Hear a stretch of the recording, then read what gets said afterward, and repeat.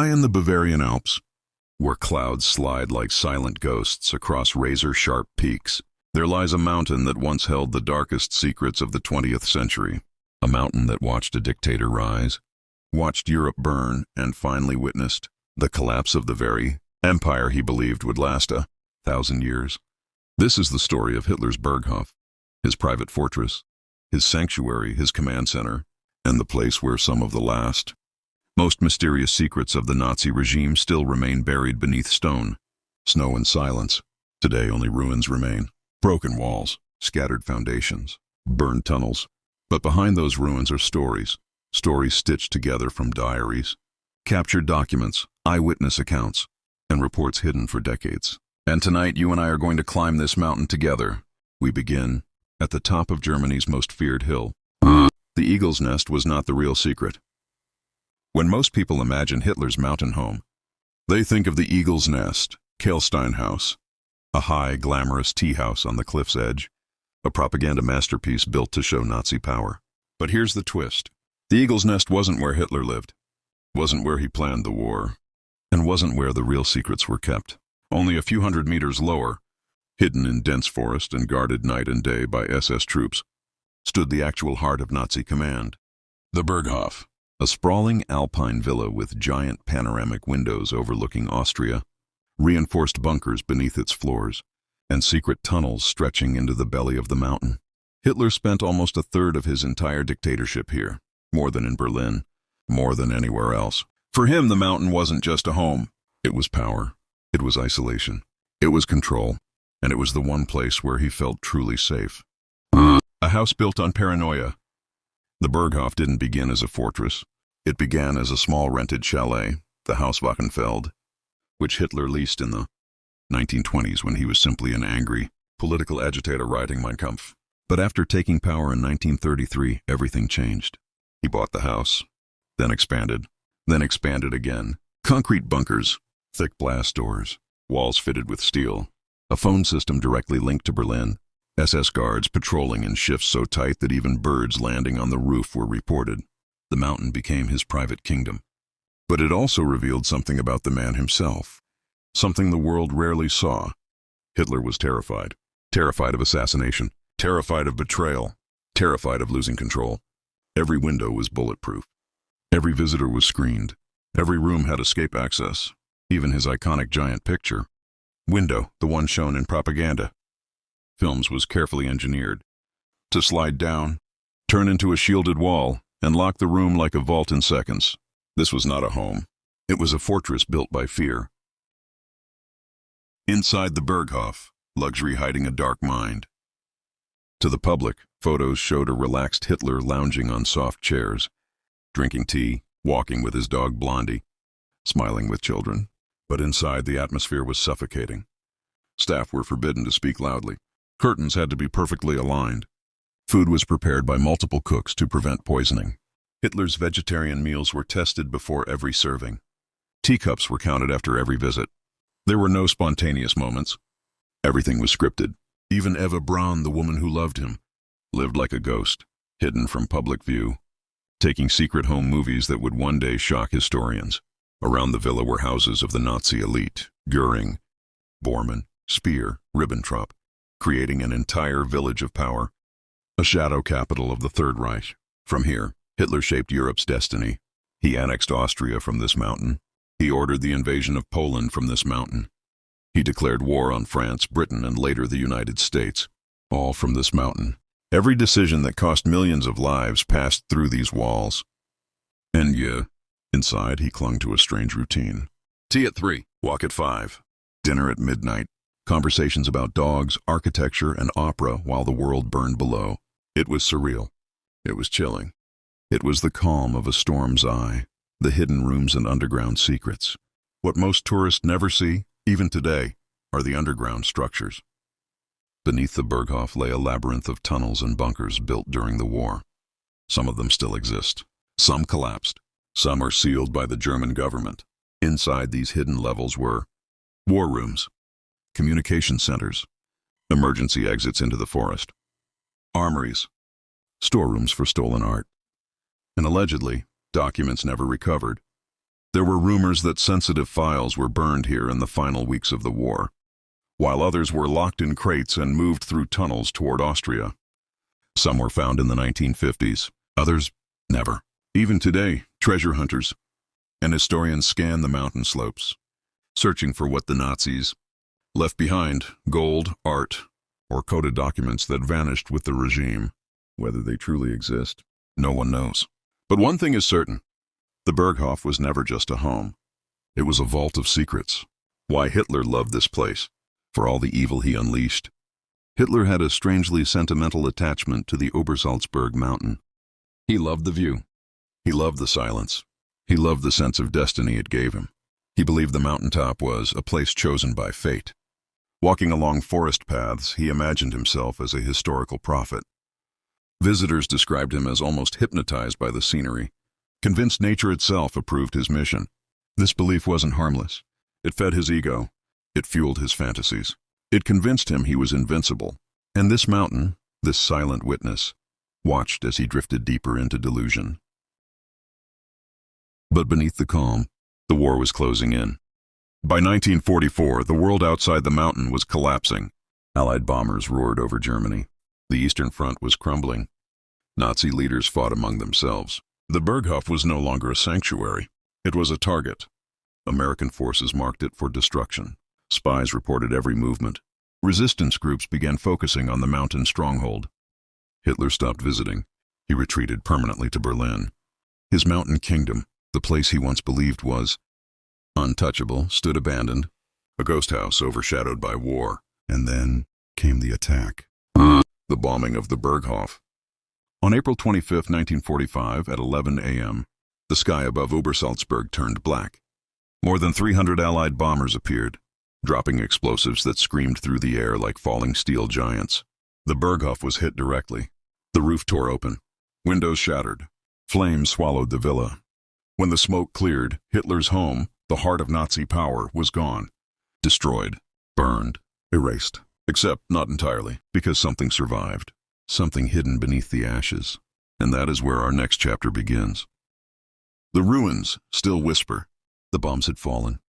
Smoke drifted through the valley like a long, gray funeral cloth. The Berghof, once the nerve center of the Nazi empire, was now a skeleton of broken beams, scorched walls, and shattered concrete. The great picture window that once framed the Alps like a postcard now lay in 1,000 glittering pieces across the floor. But the mountain was not silent. Winds carried the echoes of the explosions. Birds fled the forest. Ash fell like snow over the ruins, settling on the remains of Hitler's sofas, the charred piano, and the twisted metal of collapsed staircases. What had once been the heart of a dictatorship was now an open wound. And yet, deep inside the mountain, beneath the rubble, the secrets remained untouched. The first soldiers to arrive. Days after the bombing, as Nazi Germany collapsed like a dying beast, the first Allied soldiers climbed the Obersalzberg. But surprisingly, they weren't Americans. They were French-Moroccan troops advancing fast through Bavaria. These hardened mountain fighters scaled the steep paths with surprising speed, reaching the upper slopes while smoke still rose from the ruins. Behind them followed the American 101st Airborne Division, the Screaming Eagles, the very same unit that had fought in Normandy and Bastogne. As the soldiers approached the ruins, they found burnt-out walls, bulletproof shutters melted by heat, furniture ripped apart by shock waves, piles of documents half-burned, smashed wine bottles, personal items scattered across floors. The soldiers walked carefully, knowing that tunnels beneath their boots could collapse at any moment. The Berghof was dead, but its interior still felt strangely alive. Looting photos and strange discoveries. The U.S. soldiers who entered the Berghof described an eerie feeling, like they were stepping into the lair of a monster that had fled minutes ago. One soldier wrote, "It felt like breaking into the palace of a ghost." What they found shocked them. In one room, stacks of Eva Braun's photo albums untouched. Another, Hitler's personal library, volumes of architecture, mythology, and occult philosophy. In a destroyed hallway, a film reel still marked with Hitler's name. In the basement, cabinets filled with medical supplies, including anti-poison kits. In a burned drawer, fragments of a handwritten letter, believed to be one of Hitler's final notes on the war. And then there were the tunnels. Under the mountain, the hidden tunnels. Beneath the Berghof lay a spiderweb of underground passages, designed to protect Hitler from air raids and enable escape. Some tunnels were huge, wide enough for vehicles. Others were narrow, twisted, carved into limestone and reinforced with steel plates. When the Americans entered, they found 1. A secret communication center, phones wired directly to Berlin, and the Wolf's Lair. Most equipment was destroyed by fire intentionally. 2. A hidden elevator shaft. This connected the main building to deeper emergency bunkers. 3. Art storage chambers. Here they discovered paintings, crates, and half-burned lists cataloging stolen artwork. 4. Mysterious locked rooms. Some rooms were sealed shut with explosives before Allied arrival. What was inside them? Documents? Art? Weapons? No one knows, because their contents had been reduced to ash by fire and time. But one tunnel stood out. The tunnel that led to nowhere, or everywhere. A long passage carved deep into the mountain led to a blast door, 3 feet thick, steel reinforced. Behind it was a chamber with ash piles, melted metal, and fragments of paper that could not be read. Historians believe this room was where sensitive documents were burned in the final days of the war. But American soldiers noticed something odd. The chamber was too big and too heavily reinforced for simple document burning. It looked more like a vault. Some claimed it once housed gold. Others suggested it protected secret research files. A few believed it was a storage room for the Führer's private collection of occult items. No official record exists. The German government sealed the tunnel in the 1990s. The mountain still keeps this secret. A village of ghosts. Around the Berghof were the houses of other Nazi leaders. Göring's house, Bormann's house, Speer's architectural studio, guest lodges, SS barracks, guard towers, a cinema built specifically for Hitler. All of them were in various states of ruin. One American soldier famously found Göring's house filled with expensive items, jewels, art, silverware, exotic carpets. It looked like a palace hit by a thunderbolt. But the eeriest place of all was Eva Braun's house. Inside, her cosmetics lay untouched. Lipstick tubes lined up, perfume bottles still half full, clothes folded neatly inside drawers, a diary on a side table, pages blank, a ghost life frozen in time. Eva Braun's last gift. In the Berghof's rubble, soldiers found a small wooden box with a silver clasp. Inside were personal letters, hair ribbons, and a single film reel. Later analysis revealed it was a home movie, taken in the Berghof garden, weeks before the end. Eva Braun laughing, Hitler petting his dog, guests drinking tea, the mountains glowing gold in the sun. A peaceful scene, a beautiful landscape, a horrifying contrast to the destruction in Europe. It felt like a message from another world, a world where evil smiled calmly for the camera. The last safe house, Hitler's escape rumors. As the Allies moved deeper into Bavaria, rumors spread like wildfire. Hitler is hiding in the Alps. Hitler has a secret Alpine fortress. Hitler escaped through tunnels to Austria. Some believed he would make a last stand from the mountain. Others thought he was preparing a guerrilla war. None of it was true. Hitler was already dead in Berlin. But the myth grew so strong that American generals feared a Nazi stronghold in the Alps. This fear was called the Alpine Redoubt myth. The Berghof was at the heart of that myth, a place believed to hold weapons, troops, and supplies. In reality, the tunnels were mostly empty. What remained were broken furniture, burned files, and the smell of smoke. But myths are powerful, and for weeks, U.S. commanders planned entire operations based on the possibility that Hitler was hiding somewhere below their feet. What the locals revealed. When Allied forces interrogated families living nearby, they heard strange stories. SS guards burying crates at night, trucks arriving with unknown cargo, secret construction deep in the mountain, Nazi officers burning documents for days, rumors of experiments involving sound waves and radar, whispers of blue light seen from tunnel entrances at night. Were these stories true? Exaggerations? Fear-driven myths? No one could prove any of it. But the secrecy of the Obersalzberg made everything believable. One old man told soldiers, "Everything you can imagine happened on that mountain, and some things you cannot imagine." His words still haunt historians. A mountain of contradictions.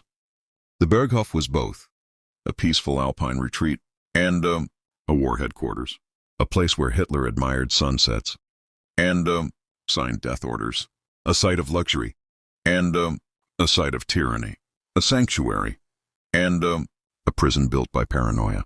Two worlds existing in one place, two realities overlapping like shadows.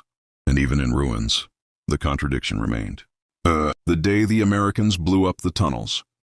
For safety and to prevent Nazi fanatics from regrouping, the U.S. Army Engineering Corps decided to destroy many of the surviving tunnels. Explosives were planted, charges wired, detonators set. When the explosives went off, the mountain shook like thunder. Passages caved in, rooms disappeared. Dust clouds rolled across the slopes. Some tunnels were sealed forever. Some collapsed deeper than expected. Some entrances vanished without trace, and with them perhaps the last evidence of whatever secrets the Nazis buried. To this day, no one knows exactly what was lost in those detonations. But one secret survived. Not everything was destroyed. One room deep below the Berghof survived the blasts. A reinforced bunker designed to be Hitler's final refuge if the Allies landed. Inside this bunker were ventilation shafts, food storage, original furniture fragments, burned papers that resisted complete destruction, and strange markings on the walls. These markings, symbols, and diagrams have been debated by historians. Were they construction notes, personal sketches, or something else? The truth is unclear. The bunker is sealed today, with access allowed only to certain historians and officials. Its mysteries remain locked behind cold stone and government restrictions, and the world can only guess. The secrets the Nazis tried to erase. The war had ended. Germany lay in ruins, divided and exhausted. The world tried to move forward, but the Obersalzberg refused to let its story die. Because even after the soldiers left, after the tunnels caved in, after the documents burned, questions remained. Questions too strange, too dark, and too persistent to ignore. The Berghof may have been destroyed, but the secret survived in whispers, in diaries, in unburned scraps, and in the memories of those who lived through it. And now we dive deeper into the shadows. The Shadow War for Hitler's files. When the Americans reached the Berghof, they weren't the only ones searching. Other forces had their eyes on the mountain. One, British intelligence, MI6. They wanted personal letters, political documents, and anything that could expose Nazi collaborators in Europe. 2, Soviet NKVD agents. Stalin believed Hitler might have escaped. His agents arrived secretly, interrogating locals, searching for evidence, and collecting anything that hinted at hidden alliances. 3, American OSS officers. They were looking for scientific research, rocketry, radar, chemical weapons, and nuclear notes. 4, French commandos. They sought stolen French artworks and gold. The Berghof became a battleground of spies, long after Hitler was dead. Who would get the secrets first? Who would claim the documents? Who would uncover the truth? In the chaos, many files vanished. Some were smuggled out, some sold on the black market, some hidden by locals, and others never found. Strange documents that survived the flames. Though most of Hitler's papers were burned, a few fragments survived in incredible condition. One soldier found a half-destroyed file that hinted Hitler believed the war will end where it began, on this mountain. Another fragment suggested evacuation plans for a last refuge deeper in the Alps. But the strangest surviving document was a hand-drawn map, showing tunnel networks that did not match the officially known layouts.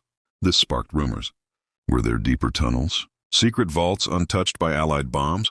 Storage chambers still sealed inside the mountain? Some historians believe yes. Others dismiss it as wartime fantasy. But the mountain keeps its own answers. Artifacts that shouldn't exist. When the U.S. forces cataloged remaining items from the Berghof, they found objects that no one expected.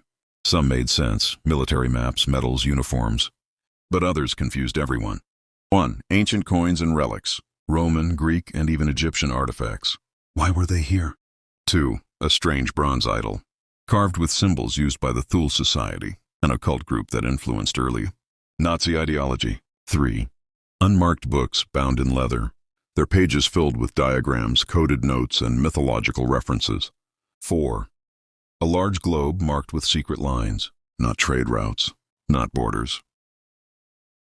Something else, something unknown. The items were taken to intelligence archives, locked away, and never shown to the public again. Why? Maybe because they raised too many questions. The locals' nightmares. what they saw before the war ended. Residents of nearby Berchtesgaden, interviewed years later, told chilling stories about the final weeks of Nazi occupation. Lights deep underground that flickered for days. Explosions at night when no bombing occurred. Trucks going up the mountain but never coming back down. Men in strange uniforms carrying long metal cases. Screams echoing from the tunnels. No one was allowed to leave their homes after sunset. Whether these stories were exaggerated by fear or rooted in truth remains a matter of debate. But one witness, a woman who lived closest to the Berghof, said something unforgettable. The mountain felt alive, as if it was swallowing things and sealing them forever. Her words sent shivers even through hardened historians. The mystery of the missing silver cases. Multiple soldiers and locals reported 6 large silver-colored cases carried into the tunnels days before the bombing. They were rectangular, heavy, sealed, and guarded by SS officers with orders to shoot intruders on sight. The cases disappeared. Were they destroyed? Buried? Hidden? Theories include stolen Nazi gold. 2. Scientific research papers. 3. Hitler's personal letters. 4. Occult artifacts. 5. Microfilm containing spy networks. 6. Evidence of war crimes meant to be erased. No official record mentions them again, but U.S. intelligence archives contain redacted notes, hinting the cases were a matter of priority. What that means remains buried in classified vaults. The secret meeting, Hitler's final days at the Berghof. Some researchers believe Hitler made one last secret visit to the Berghof in late 1944. Officially, he never returned, but witnesses claim otherwise. A farmer swore he saw a convoy of black cars arrive at night. A maid claimed she saw lights on in Hitler's study days before the bombing. A former SS courier insisted he delivered a package to the Führer himself, inside the mountain. If true, this visit is not recorded in any official document. Why would Hitler return? To retrieve something? To hide something? To seal the mountain's secrets? Nothing can be proven, but the rumors persist. A place the Nazis wanted gone. The strangest decision came after the war. The German government could have turned the Berghof ruins into a historic site. But instead, they dynamited the remains. Twice. First in the 1950s, then again in the 1990s. They closed footpaths, blocked entrances, sealed tunnels, demolished everything above ground. Official explanation: to prevent neo-Nazi gatherings. But historians whispered another reason. Because the mountain still hid things Germany did not want found. Even today, certain areas are restricted. Metal detectors trigger alarms. Geological scans reveal unexplained voids inside the mountain. What lies inside them? No one says. No one dares. An American general's secret report. Years later, a declassified memo surfaced. Written by U.S. General Omar Bradley, it said, "The facilities beneath Obersalzberg are more extensive than initially estimated. Several chambers remain inaccessible. Further excavation not advised." Not advised? Why? The memo gave no explanation. But researchers speculate. Risk of collapse? Unexploded bombs? Toxic chemicals? Or something politically sensitive? The truth remains sealed beneath ink and silence. The Berghof's last unknown worker. In 1963, an elderly man named Johann Köller, who once worked as a tunnel laborer, broke his silence. He was dying. He wanted to talk. His words astonished investigators. "We built rooms deeper than the Americans ever found, and we sealed them before they arrived." According to him, the lowest chambers contained metal crates, sealed barrels, and documents packed tightly in brown envelopes. He said the orders came from Bormann himself, Hitler's most trusted secretary. Then he said something chilling. "You can collapse a tunnel. You cannot collapse the truth." He died 3 days later. His statement was never verified, but it fueled an entire generation of conspiracy theorists, treasure hunters, and historians. The strange phenomenon. Inside the ruins, tourists who illegally entered the ruins in the 1970s and 80s reported strange sensations. Sudden cold spots, echoes without source, metallic humming, dizziness, fear, nausea, lights flickering underground. Scientists later explained some of this as natural geological effects, but not everything was explained. A local geologist once said, "There is something below the Berghof that disturbs magnetic fields. We do not know what it is. Machines react to it. Compasses spin. Radio devices malfunction. Whatever lies below, the mountain protects it. The ghost room. Among the ruins above ground stood a burnt room with blackened walls. It once served as Hitler's private study. Visitors who entered illegally reported the same experience again and again. A feeling of being watched, not superstition, not imagination. It was the weight of history, because this room was where Hitler made the decisions that destroyed millions. It is said, where evil concentrated, the air remembers. The study was finally sealed permanently in 1995. No photos, no tours, no access. A room full of ghosts, locked forever. The mystery that refuses to die. By the end of the 20th century, the Berghof was gone. Physically erased, tunnels sealed, walls destroyed, ground reforested. But despite all efforts to bury it, the story refuses to rest. Every year, new theories emerge. Hidden art caches, secret labs, lost Nazi gold, undiscovered bunkers, occult chambers, blueprints for weapons that never existed, evidence of secret alliances. Maybe none are true, maybe some are. But the deeper you look, the more you realize the Berghof was never just a house. It was a mask. Behind it lay layers of deception, power, and secrecy that still shape our world today. And in our next chapter, we dig into the most controversial question of all. What did Hitler leave behind that the world still hides? And so, the story of Hitler's mountain ends not with answers, but with questions that echo through the cold stone of the Alps. The Berghof was destroyed. The tunnels were sealed. The ruins were erased. But the secrets? They survived. Perhaps they remain buried deep within the mountain, perhaps in classified vaults across the world, or perhaps the truth was never meant to be found at all. History is not just what we know. It is also what someone wanted us not to know. And as long as the Obersalzberg stands, its silence will continue to whisper to anyone who dares to listen. This was Hitler's Mountain, the last secrets of the Berghof. Thank you for watching. And remember, some mysteries don't fade with time. They only grow darker.